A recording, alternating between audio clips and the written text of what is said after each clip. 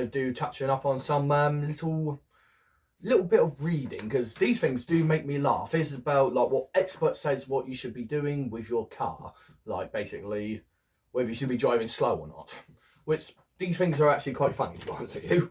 It's like it says owners can dramatically boost their fuel economy by changing their driving styles in the new year, according to experts. More journalists more than anything. It says aggressively pressing the throttle or braking too much can use up engine power and waste vital petrol and diesel. Be that as it may. So it means those who are slow and steady enough can like, to be honest with you, this one I do find quite interesting, because I'm going to read it all out, this particular line, and how much it doesn't really make too much sense. It says, it means those who are slow and steady are more likely to fill up their tanks more often and save pennies at the pump. How? Slow and steady, more likely to fill up their tanks. Okay, so specialists at Excite Car Leasing urge drivers to anticipate upcoming road conditions instead of racing ahead. Right? Racing ahead. They said harsh acceleration and braking use a lot of engine power, which uses more fuel.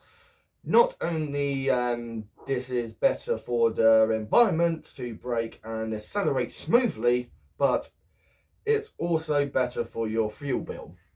Okay. So apart from the other part when it says slow and steady is more likely to fill up your tanks, right? But to save pennies, touching on that, is like if you drive at a certain speed and you keep up with a certain RPM, your engine is more likely to have less bills on it, like repair bills, than driving slowly, which is going to have more carbon build-up. Yeah, so I drive my car at a certain RPM, kind of rough as, near enough rough and now. Yes, there's going to be more fuel to pay, which apart from to this is a load of bollocks already. But yeah, it's like, what's more cheaper? Fuel or your engine on repairs, because carbon build-up is a serious thing, which these experts do not acquire. So, yeah. So if you're on the road and that has several traffic lights over a short distance or in a queued traffic, rather than stopping and starting trying to travel at a slower speed, this keeps your vehicle rolling and removes the consistent stopping and braking, starting, it says, that you might otherwise use. Yeah, that is kind of fair at that point, to be honest with you. Like, if you know the roads that you're going to, and there's going to be, there's normally quite a busy area, and then, yes, it's a good thing to go and, anticipate what's most likely going to happen. But, yeah. So, on average, sitting at 70 miles an hour uses up to 9% more fuel than driving at 60. Okay. Meanwhile, it doesn't really state what RPMs you're doing, so that really kind of defeats the point, doesn't it? So, meanwhile, reaching the UK motorway speed limit can use up to 15% more fuel than cruising at 50. Let's say you're on a dual carriageway and you're sitting at 50 miles an hour without a train or anything, you're going to cause more hassle to other road users than yourself, just being on that point alone. And let's say you're a steady driver, you're going to, like I said, you're going to be building up more carbon, more damage and wear to your engine. So if you're at higher RPM, at X speed, you're more likely to actually reduce certain bills on your engine. Yes, you're going to be at the minus of your fuel, but your engine's going to be lasting a lot more happier. and obviously doing regular oil changes, etc., which it doesn't also point on here. Because if you're doing more in-town mileage, let's say in a petrol and a diesel, especially a diesel anyway, in-town mileage, you're going to create more wear.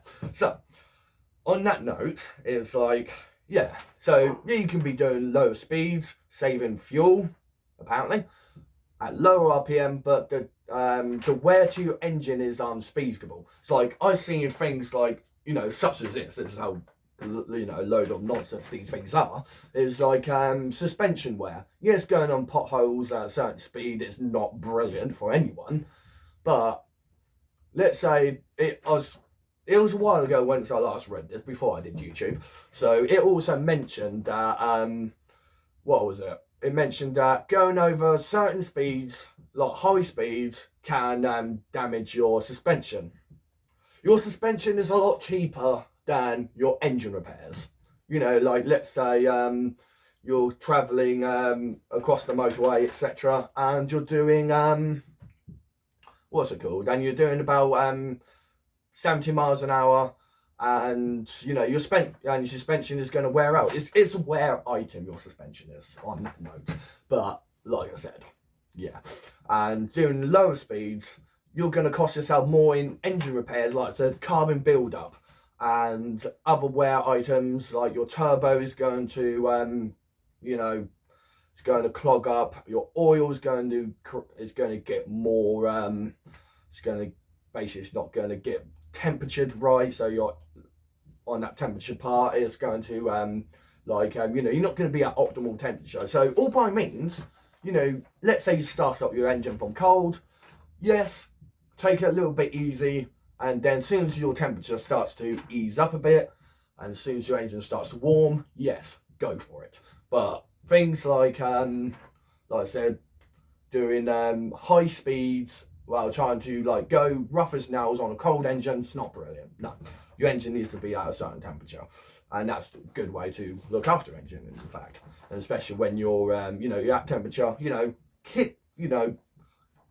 hit out some RPMs for long RPMs for a while, because it does clean up your engine. It does expel a lot of the exhaust gases, the carbons, etc., in your exhaust system, your CAT, your DPF if you've got one, and even petrol cars is exactly the same thing. Hybrids exactly the same. To be honest with you, in my opinion, I say hybrids can be slightly more at risk, because when you've got hybrids, yes, you should be taken out on the motorway, but not everyone does. Electric cars is obviously out of the question, because they're kind of vice versa. They prefer it slower than faster. But we're not touching that today. So it's like, yeah, so experts at the RAC, experts, in my opinion, roadside assistant people also know diddly squat about cars, because, they know some parts, but some of them also know diddly squat. That's a fact.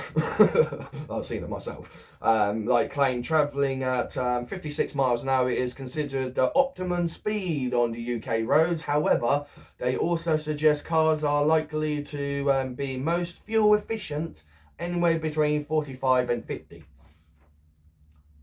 Okay, as far as I'm concerned, when I'm travelling at 70 miles an hour, I end up gaining miles per gallon. How does that work out for you? This is what I mean. This is a load of nonsense, and I'm just reading to you because it's like some people do take these at heart and say like, oh, I should be doing this, and that's why you end up seeing accidents on the road, because a person is trying to pass a lorry or whatnot, and as soon as you clear the lorry's blind spot, they don't see you no more. So as soon as they move, you see lorry accidents all the time, and they never say who was actually the reason why this happened, because yeah. Lorry drivers are not always at fault here. Yes, they're driving long periods of time. You can get some morons on the road. It happens. But, some cases, it's not as it appears. Things are not as they seem. So, they added excessive speeds is the biggest fuel guzzling factor. So, having a light foot and ensuring all acceleration is gentle is very important to fuel efficiency. Yeah. Not putting your foot hard down on the ground is, it is fuel efficiency, but if you do that at optimum temperatures, optimum temperatures, that has to be, highlighted here, is always a good thing, because you kind of blast through a lot of the carbons in your engine, which will save you costly engine repairs.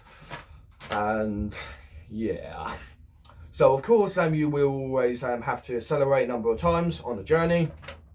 But that doesn't mean you have to pull away like you're on a starting line at Silverstone. But like I said, it can help at times, especially on an engine, as long as you're at optimum temperature. I'm going to keep saying optimum temperature, is because that it is a crucial fact in this point that I'm trying to make here. And yeah, so probably the biggest selector to achieve high MPG is driving in the highest possible gear for your vehicle while keeping within the speed limit.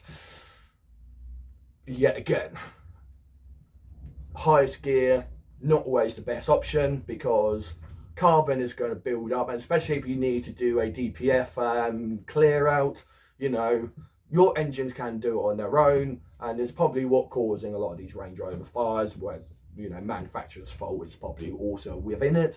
But if you keep your vehicles maintained well enough, you shouldn't have much of a problem. Yes, fuel miles a gallon is also a starting factor, and especially when it comes down to driving at lower speeds at higher gears, you're going to build up carbon. It's never a good sign. Meanwhile, exceeding the speed limit can drastic consequences, with fuel use set to soar alongside a risk of being slapped with fines, like speeding fines, etc. But also higher speeds can help out with your engines. Probably any mechanics, diesel mechanics, etc., can tell you this. If you're too careful, you're going to use up things. Like one of my 300C guys along the road from me, funny enough, he had a his turbo actuator vents, they call them vanes, getting stuck and not closing properly and not moving much. That's due to careful driving.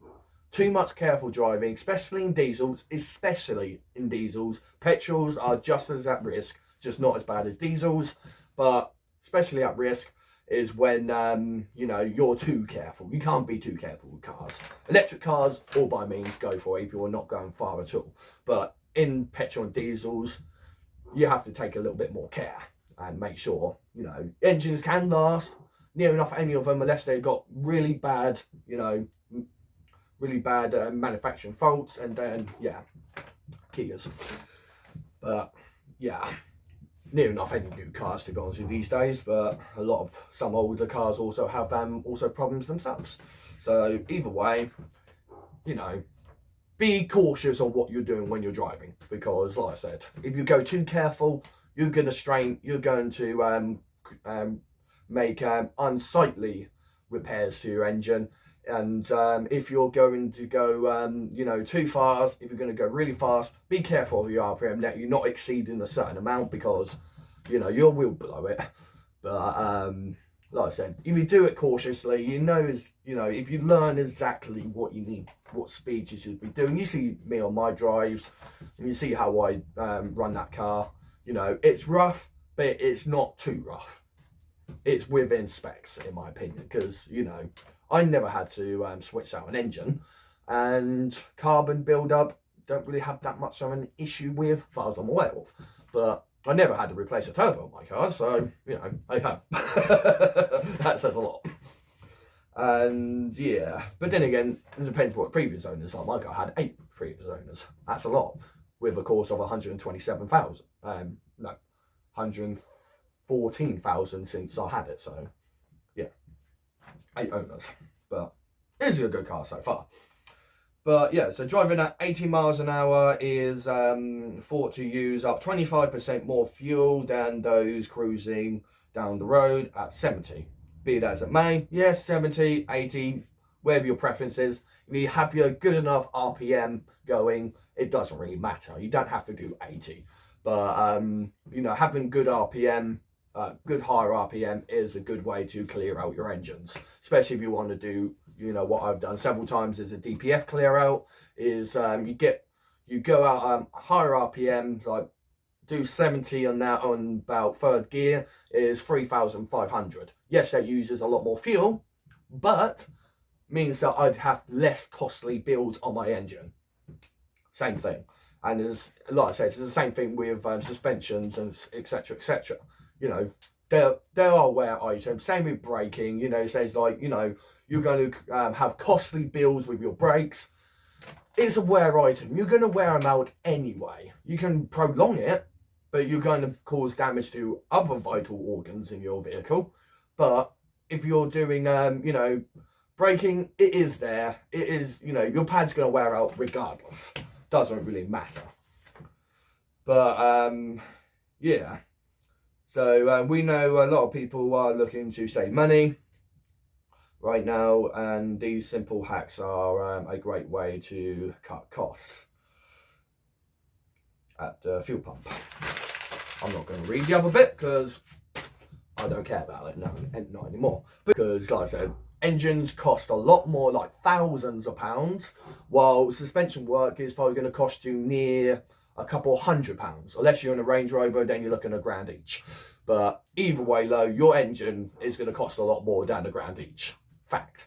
Like, well, I think probably Range Rovers is probably even going to cost you about, just on the engine alone is probably about like, what, 8, 9, 10, even 15 grand just to replace an engine, or even repairs up to the engine is going to cost a lot. Diesel or petrol, doesn't matter. It's still going to cost you. So either way, this is 300C Golf. Like and subscribe for more content. 300C Golf out.